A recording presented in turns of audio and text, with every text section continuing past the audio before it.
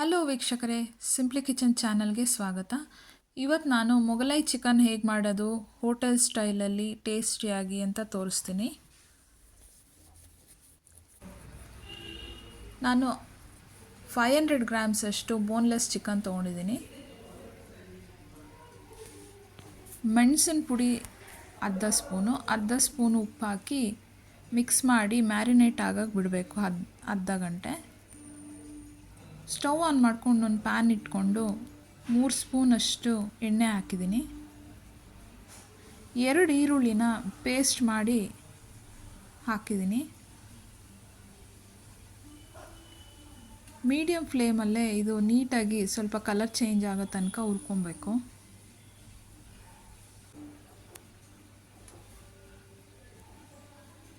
ಎರಡು ಸ್ಪೂನಷ್ಟು ಶುಂಠಿ ಬೆಳ್ಳುಳ್ಳಿ ಪೇಸ್ಟು. ಎಲ್ಲ ಹಸಿ ವಾಸನೆ ಹೋಗಿ ಕಲರ್ ಚೇಂಜ್ ಆಗೋ ತನಕ ಹುರ್ಕೊಬೇಕು.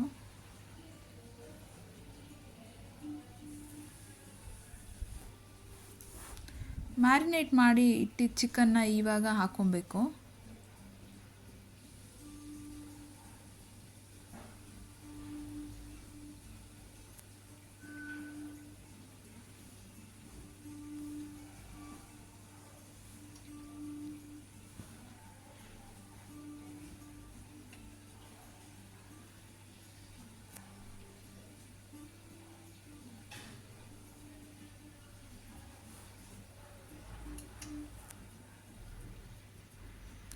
ಅರ್ಧ ಸ್ಪೂನಷ್ಟು ಅರಿಶಿಣದ ಪುಡಿ,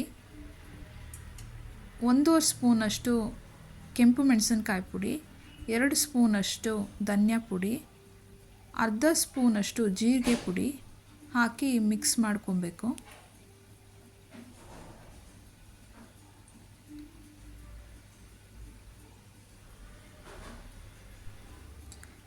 ಚಿಕನ್ನಲ್ಲಿರೋ ನೀರಿನ ಅಂಶ ಎಲ್ಲ ಹೋಗಿ ಎಣ್ಣೆ ಬಿಡೋ ತನಕ ನೀಟಾಗಿ ಒಂದ್ಸರಿ ಮಸಾಲ ಎಲ್ಲ ಹಿಡಿಯೋ ಥರ ಫ್ರೈ ಮಾಡ್ಕೊಬೇಕು.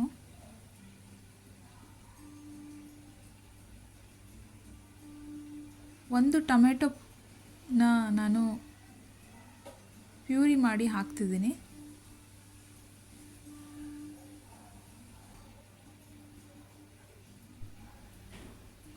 ಒಂದು 12 ಗೋಡಂಬಿನ ನಾನು ಪೇಸ್ಟ್ ಮಾಡಿ ನೀರು ಹಾಕಿ ಸ್ವಲ್ಪ ಪೇಸ್ಟ್ ಮಾಡಿ ಇಟ್ಕೊಂಡಿದ್ದೆ, ಅದನ್ನು ಹಾಕ್ತಿದ್ದೀನಿ. ಒಂದು ಅರ್ಧ ಕಪ್ಪಷ್ಟು ಮೊಸರು ಹಾಕಿದ್ಮೇಲೆ ಒಂದು ಸರಿ ನೀಟಾಗಿ ಮಿಕ್ಸ್ ಮಾಡಿಕೊಂಡು ಕುದಿಸ್ಕೊಬೇಕು. ನಾವು ಎಲ್ಲ ಒಂದೊಂದು ಹಾಕಿದ್ಮೇಲೆ ಅದು ಆಯಿಲ್ ಸಪ್ರೇಟ್ ಆಗೋ ತನಕ ಹಸಿ ವಾಸನೆ ಹೋಗಿ ನಾವು ಫ್ರೈ ಮಾಡ್ಕೊಬೇಕು. ಈಗ ನಾನು ಅರ್ಧ ಗ್ಲಾಸಷ್ಟು ನೀರು ಹಾಕಿದ್ದೀನಿ. ಸ್ವಲ್ಪ ಚಿಕನ್ ಮುಳುಗೋಷ್ಟಾದರೆ ಸಾಕು.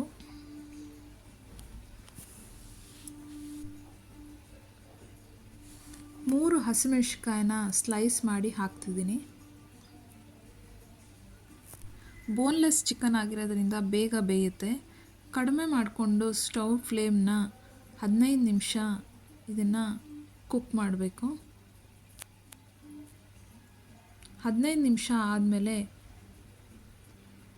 ಲಿಡ್ನ ಓಪನ್ ಮಾಡಿ ಅರ್ಧ ಸ್ಪೂನಷ್ಟು ಗರಂ ಮಸಾಲ, 2 ಸ್ಪೂನಷ್ಟು ಕಸೂರಿ ಮೇಥಿ ಹಾಕಿ ಒಂದು ಸರಿ ತಿರುಗಿಸ್ಕೊಬೇಕು.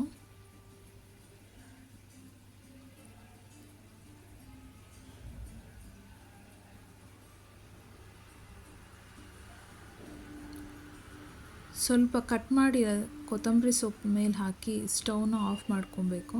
ಪೂರಿ, ಚಪಾತಿ, ಪರೋಟ, ರೋಟಿ, ನಾನ್, ಗೀ ರೈಸ್ ಎಲ್ಲದಕ್ಕೂ ತುಂಬ ಚೆನ್ನಾಗಿರುತ್ತೆ ಕಾಂಬಿನೇಷನ್. ನೀವು ಟ್ರೈ ಮಾಡಿ. ನಾನು ಮಾಡಿ ತೋರಿಸಿರೋದು ನಿಮ್ಗೆ ಇಷ್ಟ ಆದರೆ ಲೈಕ್ ಮಾಡಿ, ಸಬ್ಸ್ಕ್ರೈಬ್ ಮಾಡಿ.